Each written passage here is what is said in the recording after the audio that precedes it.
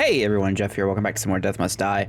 I'm currently farming for a very specific item for Maris, on a stat on her weapon specifically, and I figured I'd show you guys the best way to do this if you didn't already know, and kind of explain how the shop works for like high-end rerolls. As you see, my shop is like almost maxed out as far as item slots. This is kind of random. Sometimes it'll be full, sometimes it'll be,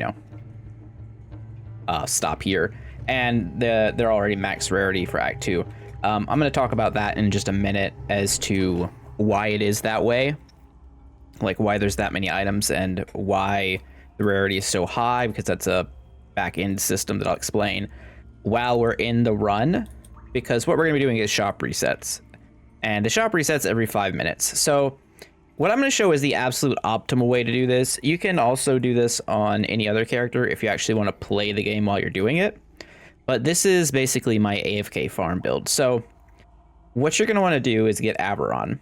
You're going to want to take these talents, extra armor, all the defensive stuff, everything here on the left side. It's pretty straightforward.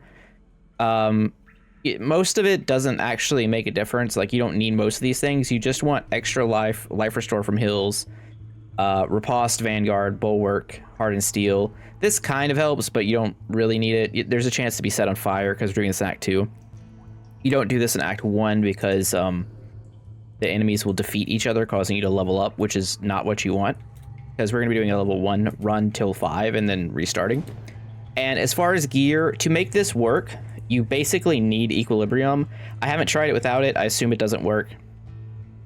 But in addition to that, you're going to want as much armor as you can get on your gear, as much life regen and percent life regen, and then just other like defensive stats. Lots of armor, HP regen, 8% HP regen, and that's basically it. So now we're going to step into Act 2. Now keep in mind, you need to have defeated the bosses on all the bosses for this to be functional. But what you're going to do is, because normally if you tab out of the game, like right now, if I tab out, you're going to get this option window. However, if you tab out exactly when you're stepping into the water here, the game will keep going. So I will show you that right now. And you tab out right now. All right, I am now tabbed out on my computer screen. I'm currently looking at the D&D wiki, or the Death Must Die wiki, not the D&D wiki. That would take a lot longer. So the game is running, the timer's clicking. If I click back on the screen, right, then I will be back in the game and I won't be able to click out. So this is pretty good if you need to do other stuff on your computer, if you're, farming stuff while you're working. I won't tell your boss. If you're just watching other stuff. And you're just waiting till this timer gets to 5 minutes. And then the shop will reset. And that's the best way to farm high-end gear. That said, the shop cannot give you uniques. And you also have to meet a few requirements for the shop to be, like, capped out.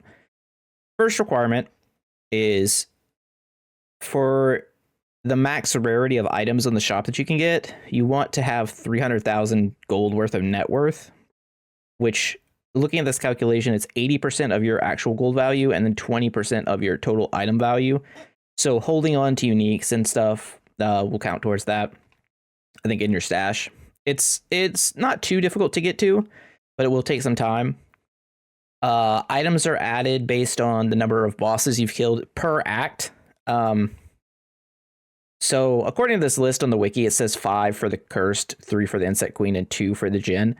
I haven't actually tested this myself because, like, it's really hard to actually test, but I do trust the person who put this info up. Like, I'm aware who that is from the Discord, so I believe it. And then for item count, for it to cap out, basically it is based on your amount of time played in the run. So once you hit what appears to be 10 hours, it's showing. That seems awfully low. I feel like it's a little bit more than that. But anyway, the wiki says it's 10 hours. There's a graph here that makes it seem like it might be 30 hours. Anyway, once you basically put somewhere between 10 and 30 hours, I realize that's a big gap. But basically, the more time you spend in the game, the more items are going to show up at the shop. Now, again, you don't have to actually, you could play this out if you want. The reason this is faster is because you don't have to wait for level ups.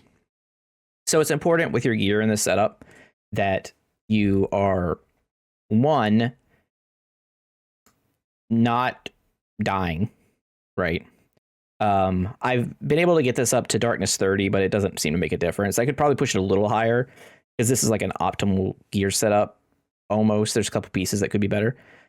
But yeah, once you're at this point where you're not defeating any enemies, which would cause you to level up and you have to go back into the game. But if you were playing it manually, it'd even be slower because then you'd actually be leveling up no matter what. So you don't want to do that. There is a downside that you're not like picking up stuff from sarcophagi and whatnot, but most of the time they don't drop anything good anyway. But again, this is only for farming randomly generated like mythic items. Like I'm currently looking for a dragon staff very specifically for Maris. This was a piece I'm missing. So to do that, I will be resetting like this. And we wait for this to hit 5 minutes and I will end the run. And you can just do this over and over and over. And this is how you're going to get the best gear in the game. With the upcoming patches, we're going to get some more stash space. Loot generation should be better. Now that will be in like the procedurally generated patch, not this quality of life one coming up. But the quality of life one should give us some more stash space. So you may want to farm a bit more to make some more fun, wacky builds. So that's another reason I'm putting this video out. All right, as you see, we're not taking any damage. We're full. We've hit 5 minutes. We can go ahead and tab back into the game. Music's back. I'm going to end the run. We lost. If you're going for a streak, this doesn't help it. We did 0 damage. Fantastic. Come back to the shop. Everything's new. You see that it's filled up now. Did we get a summon staff? I don't even see the staff in the shop. Now, if you're looking for very specific things, items are generated randomly, and there's a lot of affixes. I said that really weird. Summon movement speed is actually a really good stat. So we'll take that. But this is how you can search for the best items in the game to make your awesome builds. There's, generally each character has a certain setup that you want to have. But stuff like if you're missing a bad piece and just like, oh, there's a 9.8 master offers an 84 life helmet. Well, it's on average pretty great. But yeah, I'll just do this. Like I'm about to do it again when I end this video, just because I'm still looking for that staff. So anyways, I hope this helped you guys. Again, if you don't have the gear for it with Averon, it's okay. That just means you can't do the AFK thing until you can. But you could try it. So like if we try it without equilibrium here, I'm just gonna step out and see. I have alt tabbed. So again, the reason we do this in Act 2 is because in Act 1, the knights will destroy the skeletons. And because the skeletons get destroyed, XP drops on the ground, and then you can level up by accident. It looks like this might actually work, which is really weird, even without equilibrium. So obviously it's going to depend on your gear if you can get the AFK strat to work. But I see we're ticking down a little bit. If this lasts 5 minutes, I think we'll be okay. But I don't know. I have equilibrium, so it doesn't matter. I know some people have struggled to find it, so that's why I wanted to try it without it. If I had put on just any other sword with like HP regen and % healing, I think we easily handle this. There's also the 100 armor sword you could get, which would help a bit too. But anyway, I think this survives. There's also a cap of number of enemies on the screen, so you're only getting hit by so many things at once. But again, I hope this helped you guys. I'm looking forward to the patch. A lot more Death Must Die content coming very soon. Specifically something special, hopefully coming tomorrow, but I'll leave that to be a surprise. Anyways, I'll see y'all tomorrow. Have a great day. Jeff out. Bye.